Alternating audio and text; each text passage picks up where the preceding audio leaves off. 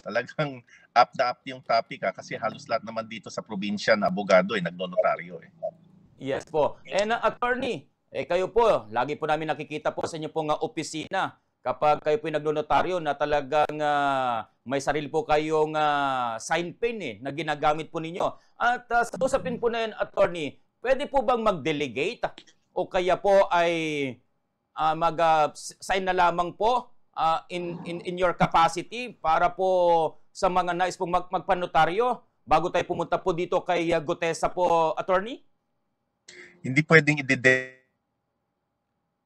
i-delegate kasi yung notarial commission ay para sa mga abogado lang na nag-apply sa korte na limitado yung kanilang power para magnotaryo. Doon lang, notaryo lang sila doon lang sa mga lugar na inatasan ng korte kung saan sila magnotaryo. Hindi pwedeng ipapapirma yan sa staff, hindi ipapapirma yan sa ibang tao.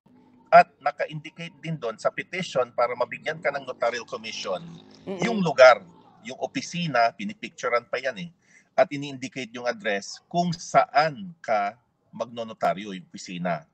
Pero pag magnonotaryo ka sa ibang bayan, habang sakop sa territorial jurisdiction ng regional trial court na pinag-applyan mo, i-indicate mo yan sa libro na hindi ka nagnotaryo doon sa mismong opisina mo, pero i-indicate mo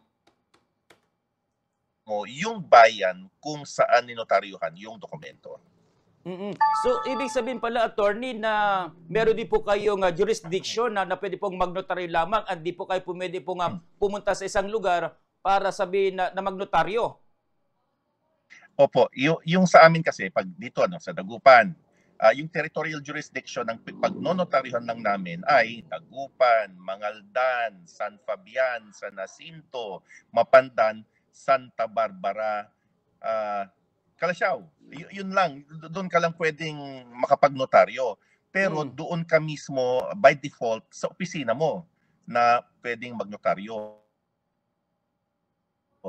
Hindi pwedeng may branch ka. Hindi pwedeng, halimbawa, may opisina ka sa Mangaldan, mag-establish ka ng branch sa, halimbawa, ibang bayan, San Fabian, Mapandan, o kahit na sakop yan sa territorial jurisdiction mo, hindi pwedeng magbabranch yan, bawal.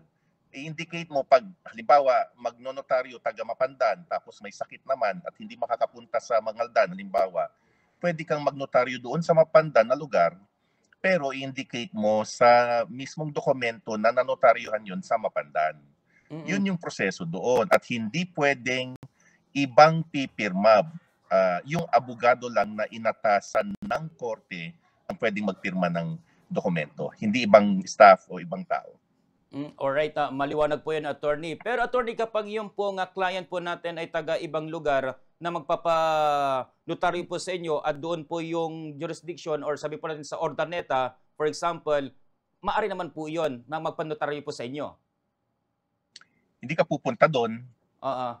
Yung tao na gustong magpanotaryo na nasa ibang bayan na hindi doon sa mga bayan na pinag-applyan mong magnotaryo, siya pupunta sa mismong lugar kung saan ka dapat magnotaryo. Alam mo kasi ito yung phenomenon.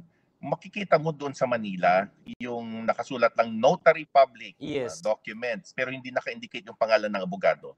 Kaya na dito nauuso na rin yung parang pwedeng magdokumento dito. Parang kung minsan malapit yan si LTO, malapit sa mga opisina na kinakailangan ng napakaraming mga affidavits. Halimbawa sa iba't ibang lugar na parang pupunta ka doon, malayo yung opisina, kaya nandun na yung mga nakasulat na notary public Pag walang abogado na nakasulat yung pangalan, red flag na yan red flag. Chances are may mga unauthorized na mga tao na mismong sila ang pipirma ng dokumento na hindi yung abogado. For convenience. Pag ikaw naman, okay, maganda kasi hindi ka napupunta, hindi ka napipila doon sa mga law offices na malayo sa lugar na yon. Pero alanganin dahil makikita mo hindi naman mismo yung abogado na nagnonotaryo yung pumirma Kaya doon nagka-problema yung sinasabi mo na si Officer Gutesa nung na syempre magkakaproblema yung abogado na hindi pala ikaw, hindi ko nakita si Gutesa, hindi ko pirma yan. Kasi chances are ibang tao ang pumirma sa kanya sa isang lugar na more or less siguro our suspicion is that she may have known about the office, but she will get in trouble if she would admit na siya mismo yung nagnotaryo doon. Kasi may mga documentary number, may page number yung mga yes. notarial register. Although, sa mga jurat, mga affidavits na yan, hindi kailangan mag-retain na yung mga abogado. Mga kopya, hindi na kailangan mag-retain. Ang ni-retain lang dapat, ayon doon sa panibagong rules ng Supreme Court na sinabi naman sa mga Office of the Clerks of Court, sa buong Pilipinas, pagkontrata o mga acknowledgement, mga memorandum, mga deed of sale,